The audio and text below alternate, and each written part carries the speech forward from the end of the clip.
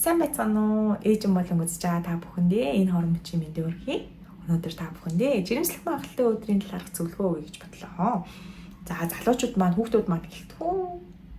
Бүтээрээ нааш суугаад энэ мэдээг маань имжлэгийг маань үзээрэй гэж хүсье. За өмнөх бичлэгээр та бүхэндээ хүүхдийн өвс 100% эцгээс хамааралтай гэдэг талаарх бичлэг хүргэсэн байгаа. Өнөөдөр та бүхэндээ жирэмслэх өдрөө хэрхэн яаж тооцоолох вэ? За эмэгтэй сарын тэмдгээс хамааралтай байгаа. За сарын тэмдэг ирсэн эхний өдрөөс дараагийн сарын тэмдэг ирэх эхний өдөр хүртэлх хугацааг одоо ойролцоогоор хэд оны вэ? Хэвийн хэмжээнийх юм бол 25-аас 32 хоног. Энэ бол хэвийн. Ийм хоногт ирдэг бол энэ мөчлөг, нэг мөчлөг гэж хэлж байгаа. Энэ мөчлөх хугацаа маань хэвийн гэж үздэг. Харин 25-аас бага хугацаад ирдэг тий 24 хоноод дараагийн сарын тэмдэг ирдэг ч юм уу 20 хоноо сарын тэмдэг ирдэг юм бол таны сарын тэмдэг алдагдaltaй мөн 35-аас дээш хоноод маш удаан хугацааны дараа сарын тэмдэг чинь дараагийн сарын тэмдэг ирдэг бол бас сарын тэмдэгт нь алдагдaltaй гэж үздэг байгаа. Тийм учраас та бүхэн заавал эмэгтэйчүүдийн нарийн мэргэжлийн эмчт очиж өөрийгөө үзүүлээрэй. Мөн өвдөлттэй сарын тэмдэгтэй өвдөлттэй ирдэг бол та бүхэн заавал очиж үзүүлээд өөрийн сарын тэмдэг яагаад ийм алдагдaltaй байгаа өвдөлттэй байгааг мэдэх бүрэн боломжтой байгаа шүү. Тэгээд сарын тэмдэг тогтворжуулах боломжтой байгаа. За ингээд 25-аас 32 хоногийн нэг мөчлөг нь явагддаг эмэгтэй бол хэвийн гэж үздэг юм. За жишээ татъя би 28 хоногийн мөчлөгтэй эмэгтэй жишээ татъя. За сарын тэмдэг ирсэн өдрөөс 28 хоногийн талны хэм бол 14 хоног. 14, 15, 16 хоногудад та бүхэн 3 өдөр. За үсрээл 3 өдөр шүү. Жирэмслэх бүрэн боломжтой хань. Энэ үед өндгийн эс маань буцаад ялгараад умаа гуурсан хоолойд очдөг байгаа. Тэгэхээр энэ өдрүүдийг алдлахгүй бэлгийн ялцсан дөрөх юм бол та бүхэн хүүхдтэй болох бүрэн боломжтой хань. Мэдээж энэ доктортой ирдэг. Сарын тэмдгийн доктортой ирдэг юм гэдэг шүү дээ. За ингэж хоногоор тооцоолж байна. Мөн таны биеэс гадагшилж байгаа цагаан ямаар бас өөрийгөө жирэмслэх магадлалтай өдрийг мэдэх боломжтой. За жишээ нь 14, 15 хоног үзсэн шүү дээ. За одоо жишээ нь хэмэл цагаан ямаа та бүхэн ингээд үзэх нь ахна 14, 15 хоног дээр таны цагаан ям маш сунтгай болдог. Сунах чадвар сайжирдаг гэсэн үг байна.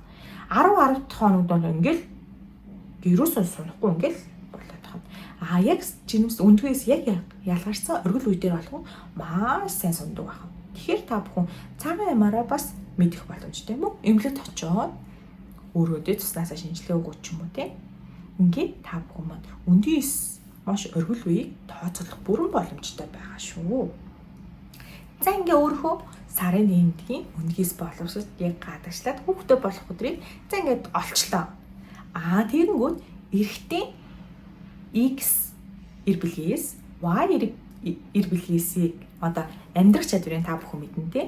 За эрэгтэй хүүхдээ болоодог Y эр билгээс нь 1-1.5 хоног амьдрах чадвартай байгаа. Маш хурдан хөдөлгөөнтэй эр билгээс байгаа.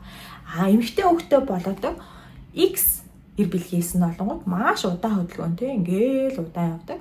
3-4 хоног эмэгтэй биеийн амьдрах чадвартай байгаа.